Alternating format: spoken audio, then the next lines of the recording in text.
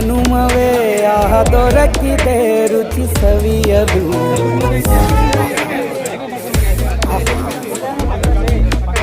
ಈ ಜಗವಿದೆ ನವರಸಗಳ ಉಣಬಡಿಸಲು.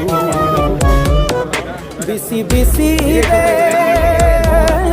ಬಿಸಿ ಬಿಸಿ ಇದೆ ನಳಪಾಕ ದಿನ ದಿನ ನೂತನ.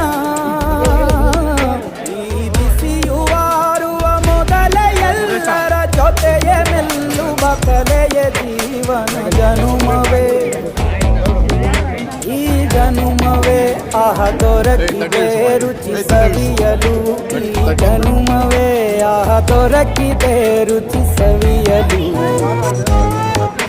ಈ ಜಗವಿದೆ ನವರ